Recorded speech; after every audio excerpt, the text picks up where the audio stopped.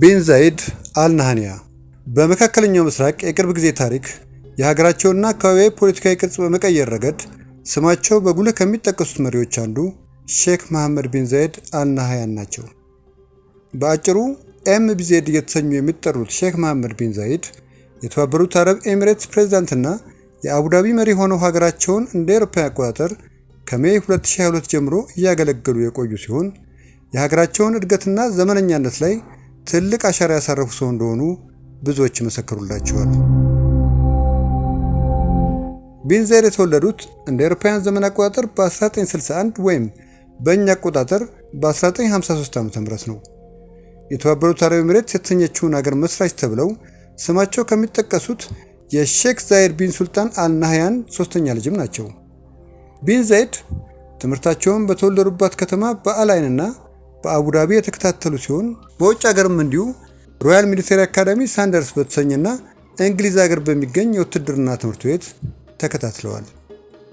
ቢን ዛይድ ኋላ ላይ ትኩረት ያደረጉባቸው የውትድርናና የቴክኖሎጂ ዘርፎችን እውቀት የቀሰሙትም በዚህ ወቅት እንደሆነ ይነገራል።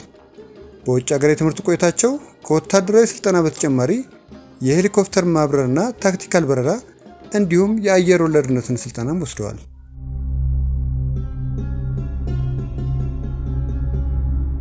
ትምህርታቸውን ካጠናቀቁ በኋላ አሚር ጋርድ በተሰኘውና የነገስታቱን ደህንነት ለመጠበቅ በተቋቋመ የልዩ ኃይል ቡድን ውስጥ በመሆን ያገለገሉ ሲሆን የተባበሩት አረብ ኤሚሬትስ የጦር ኃይሎች ምክትል አዛዥም ሆነው ሰርተዋል።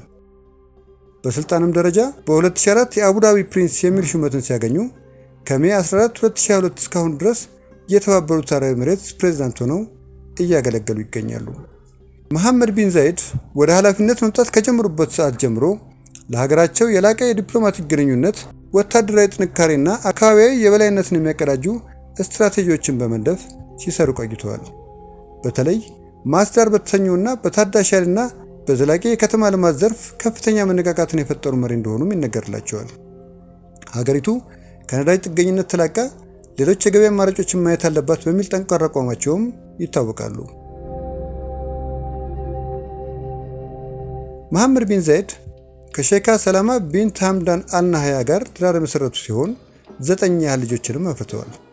እንደ ትርፍ ጊዜ መዝናኛ ግጥምን እንደዚሁም ባህላዊ ስፖርቶችን የሚወዱት ቢን ዛይድ በፋልከን የታገዘ አደንም ያዘወትራሉ።